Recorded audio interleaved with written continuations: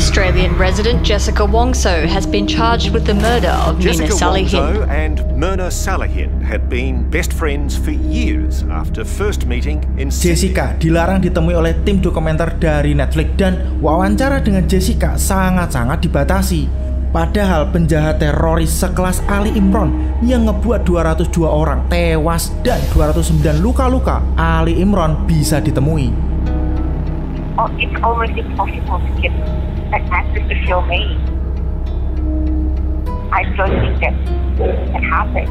We're sort of a bit outraged, to be honest, because they've allowed people to interview terrorists, bank robbers, murderers. Like, it's really confusing. Like, who am I really? Like, I'm not. Lalu kenapa Jessica sangat sulit untuk ditemui? Kejanggalan ini sangat perlu dipertanyakan. Apa yang sedang ditutupi? Saya pastikan ya, menurut pikiran saya, Jessica itu tidak bersalah. Dan saya bisa buktikan. Kasus kopi sianida yang berlangsung 7 tahun lalu kini mencuat lagi. Ya karena film dokumenter dari Netflix yang berjudul Ice Cold Murderer Coffee and Jessica Wongso. Apa saja kejanggalan dari kasus ini sehingga publik menaruh empati kepada Jessica? Kan ya sudah jelas Jessica pembunuhnya. Tapi apakah itu benar? Atau malah Jessica hanya korban dan dipaksa menjadi tersangka? Nah, daripada penasaran, langsung saja kita bahas.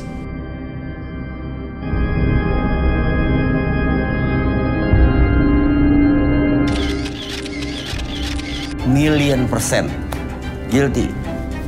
He is the killer.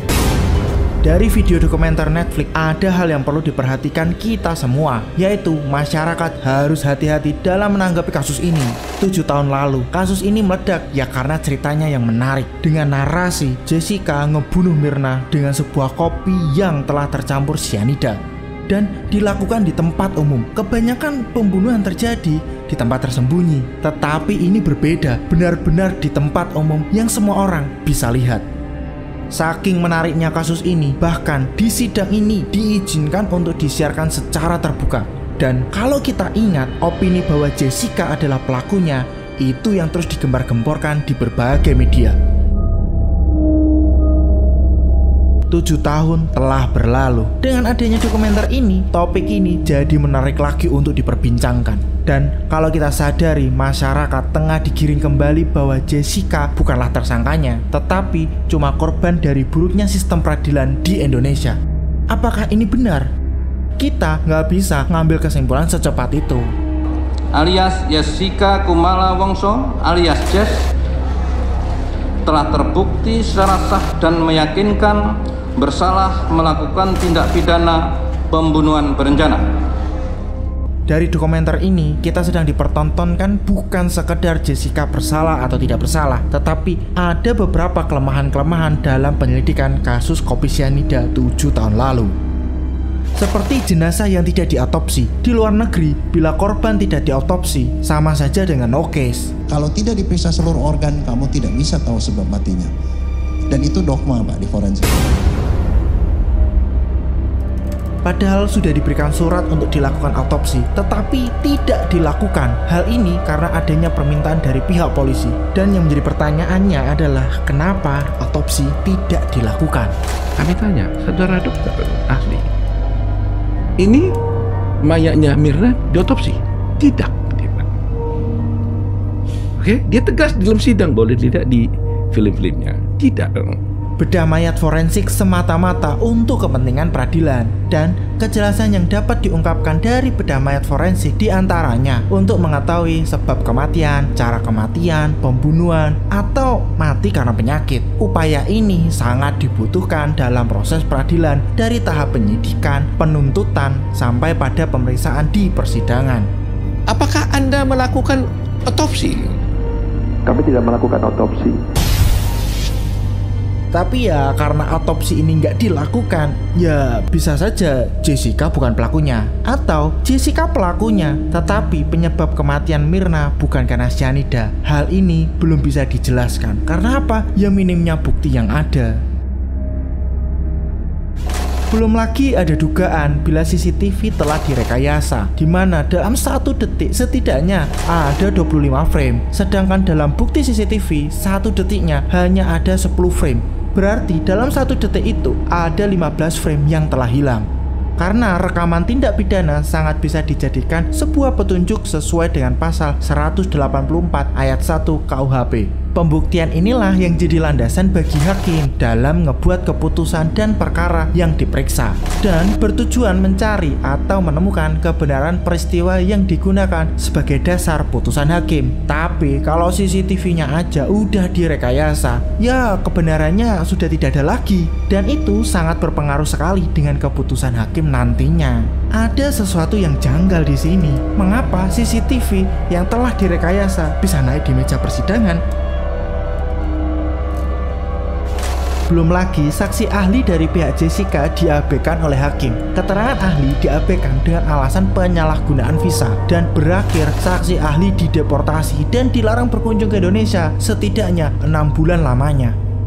Beng Beng Ong harus dideportasi dan dicekal masuk ke Indonesia selama 6 bulan. Kejanggalan selanjutnya adalah saat menghadirkan ahli pakar wajah dengan menggunakan asumsi pribadi dan sudah tidak relevan untuk dijadikan bukti dalam penerapan hukum. Membuat dia sunyi, ingin diperhatikan, narsisnya keluar, kayak anak kecil. Tolong perhatikan saya. Cukup dengan melihat fisionomi, raut muka dan sebagainya itu, ini orang tipe pendendam. Jadi mimik wajah yang kurang simetris, wajah kurang cantik atau tidak proporsional digunakan untuk memberatkan tuduhan kepada terduga saat itu. Kan jadi mikir ya, secara nggak langsung bisa dibilang kalau wajah jelek udah pasti penjahat. Ngeri, kayak di Korea Selatan, kalau nggak good looking sulit dapat kerjaan atau sulit buat naik jabatan. Masa ekspresi udah jadi ukuran di dunia hukum? Dan kejanggalan inilah yang disorot di film dokumenter ini.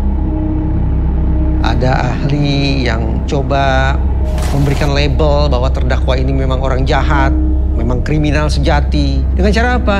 Dengan melihat bentuk hidungkah itu, dengan melihat tarikan bibirkah itu. Yang menurut saya itu merupakan teori usang. Look at the nose, long under there and slightly tilted. She will be a good housewife, look after things nicely and keep everything in order. Dan motif Jessica melakukan pembunuhan terhadap Myrna masih belum diketahui dengan jelas. Seperti Jessica beli cyanidanya di mana, kapan Jessica menuangkan cyanida ke dalam kopi. Hal ini masih jadi kejanggalan.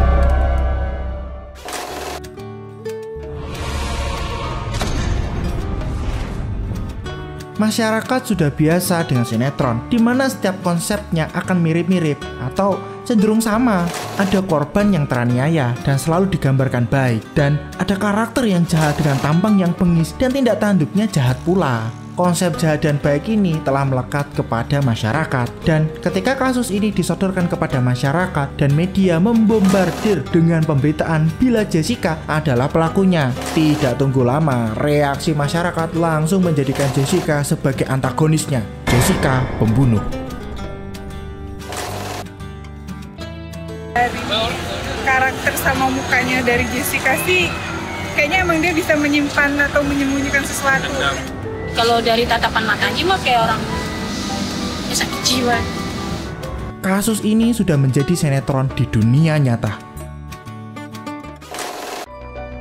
7 tahun telah berlalu, masyarakat tengah digiring opininya lewat media bahwa Jessica salah dan Myrna adalah korban dari kebengisan Jessica. Tapi kini, lewat dokumenter ini, terdapat pesan bahwa Jessica adalah korban dan vonis yang telah diketuk bukan berdasarkan bukti tapi hanya asumsi dan kira-kira.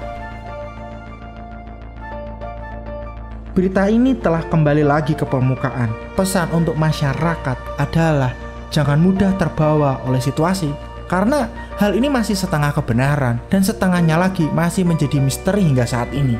Bisa saja Jessica tidak bersalah, tapi tidak menutup kemungkinan kalau Jessica memang bersalah, tetapi bukan dengan cyanida.